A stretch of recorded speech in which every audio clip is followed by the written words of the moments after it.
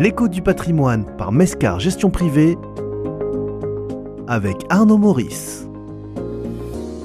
Deuxième épisode sur les projets philanthropiques. Arnaud Maurice, bonjour. Bonjour. Alors pour commencer ce nouvel épisode, sous quelle forme peut être mis en place un projet philanthropique ? Alors, constituer sa structure philanthropique est une perspective intéressante. Comme on l'a vu lors de la précédente émission, cela permet de s'inscrire dans un temps long et pour soutenir les causes que l'on a identifiées. Alors, je vais citer deux principales formes que l'on retrouve assez régulièrement, que sont la fondation abritée et le fonds de dotation.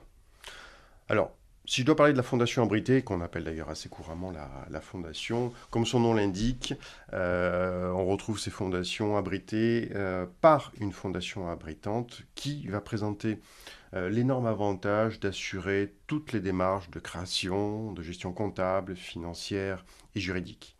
Et l'énorme avantage pour le fondateur, c'est qu'en fait, il va pouvoir se consacrer pleinement à la cause et au choix des projets qui le mobilisent, avec une totale autonomie, et bien évidemment en bénéficiant du label de la fondation abritante. Et, qui plus est, si cette fondation abritante est reconnue d'utilité publique, elle va pouvoir bénéficier des différentes réductions fiscales liées à l'acte philanthropique. Alors, ce qu'il faut savoir aussi, c'est que ces fondations abritées ont la capacité de recevoir des legs et peuvent être créées, là aussi, par voie testamentaire. Alors, la plupart des fondations abritées, et notamment celles qui le sont à la Fondation de France, sont distributives, c'est-à-dire qu'elles soutiennent des projets menés par des acteurs externes, des associations et des collectifs.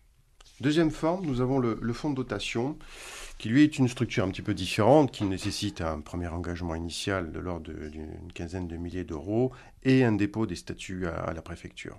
Alors, la grande différence avec la fondation abritée, là, en fait, le ou les fondateurs doivent assumer seuls le processus de création, la gestion administrative et comptable. Ils ont aussi la responsabilité juridique et fiscale. Et le ou les fondateurs doivent s'assurer que les projets qu'ils soutiennent sont bien évidemment éligibles au regard de l'intérêt général. D'un point de vue fiscal, petite particularité, il n'y a pas de réduction particulière dans le cadre de l'impôt sur la fortune immobilière. Alors est-ce qu'on peut récupérer les fonds donnés à une fondation ? Alors, il existe un adage connu des professionnels du droit qui, je cite, précise que donner et retenir ne vaut. Donc à travers cet adage, vous aurez donc deviné, comme tout don, l'affectation d'un capital, d'un bien ou de ressources à une telle structure est bien irrévocable. Donc cela va impliquer que ce dispositif doit parfaitement bien être calibré, car les fameux actifs donnés ne pourront jamais revenir dans le patrimoine privé du philanthrope ou bien de ses héritiers. Alors, il existe des modalités moins engageantes qui peuvent être étudiées si on ne veut pas recourir à un fonds de dotation ou à une fondation abritée.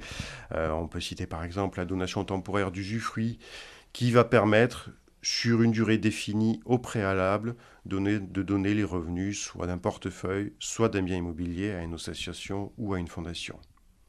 Et en ce qui concerne les propriétaires de biens immobiliers, il y a par exemple le dispositif propriétaire solidaire, qui est un petit peu similaire et qui, sans se dessaisir de la propriété de son bien, va pouvoir permettre au philanthrope de le mettre à disposition d'une agence immobilière à vocation sociale, afin de louer des personnes qui sont en difficulté de logement.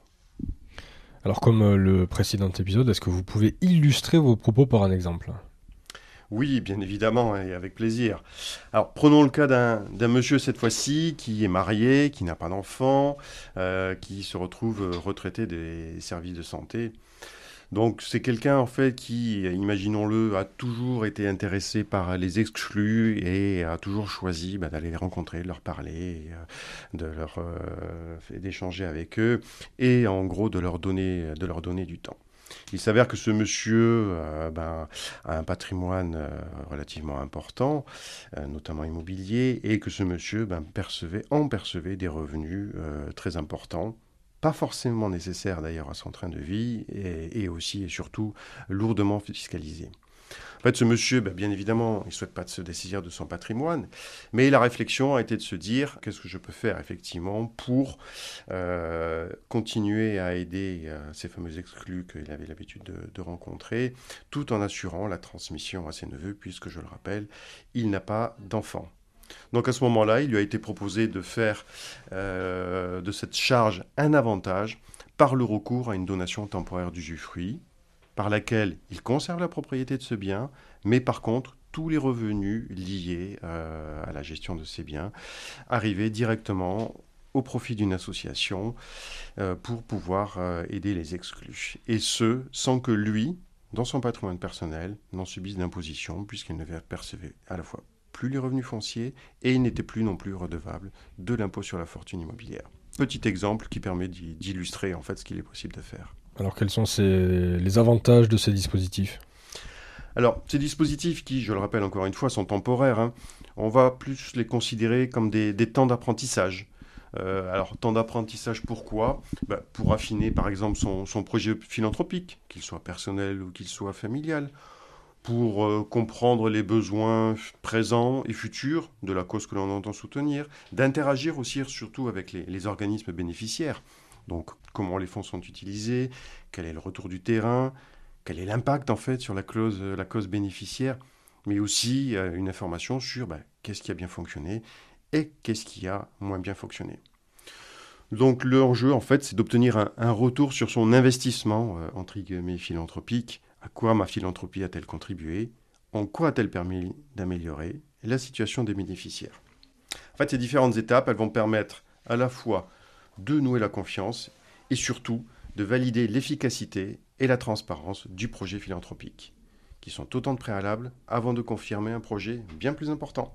Rendez-vous la semaine prochaine pour le dernier épisode. Merci bien. C'était Arnaud Maurice pour l'Écho du patrimoine par Mescar Gestion Privée.